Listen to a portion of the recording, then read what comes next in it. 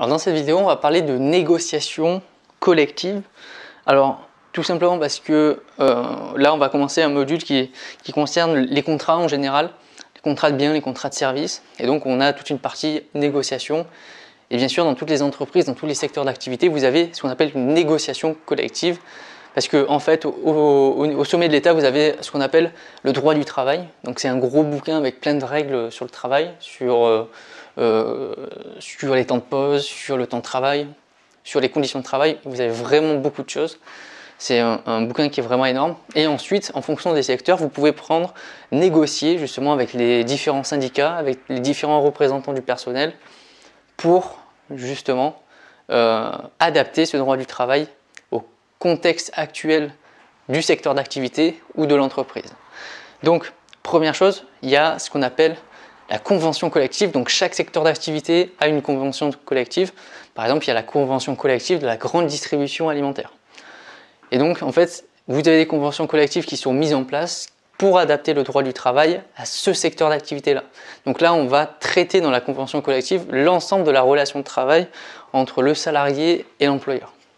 Ensuite, on a ce qu'on appelle les accords qui sont collectifs, donc à droite, les accords collectifs ici. Donc là, les accords collectifs sont pris en compte pour un certain domaine en particulier dans la relation de travail. Donc par exemple, il y a des accords collectifs sur les heures supplémentaires uniquement. Donc cet accord sera valable uniquement pour cette partie du droit du travail. Mais tout le reste du droit du travail sera traité normalement dans le cadre de la convention collective. Donc vous avez différents types d'accords. Donc les premiers accords qui existent, ce sont les accords interprofessionnels.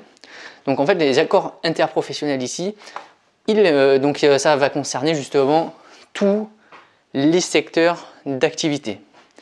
Si on fait un accord interprofessionnel qui est pris sur la durée de travail en France, qui passe par exemple de 35 heures à 40 heures, c'est un accord collectif qui peut être mis en place justement par les partenaires sociaux.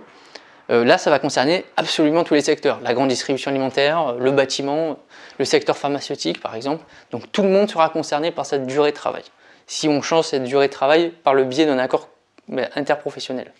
Après, vous avez des accords de branche. Donc là, les accords de branche sont des accords qui sont définis pour un secteur en particulier. Par exemple, on va dire, dans le bâtiment, à partir de 40 degrés, ils n'auront plus le droit de travailler. Donc ça, c'est un accord qui concerne donc bien un domaine en particulier, donc c'est les conditions de travail pendant les fortes chaleurs. Et il va concerner uniquement le bâtiment, donc le BTP, par exemple. Et enfin, vous avez des accords d'entreprise qui sont signés aussi. Donc là, c'est entre les partenaires sociaux et les dirigeants d'entreprise. Donc là, tout ce qui sera voté comme accord sera valable uniquement dans une entreprise. Par exemple, on va imaginer, Leclerc, il autorise par exemple le travail de nuit, alors que les autres grands groupes de distribution, eux, ils considèrent qu'on ne peut travailler qu'à partir de 5 heures du matin, par exemple. Donc là, ça sera peut-être un accord qui sera valable uniquement pour Leclerc. C'est un exemple bien sûr, mais au moins ça vous montre à peu près les idées. Cet accord-là sera uniquement valable pour Leclerc et pas pour les autres enseignes.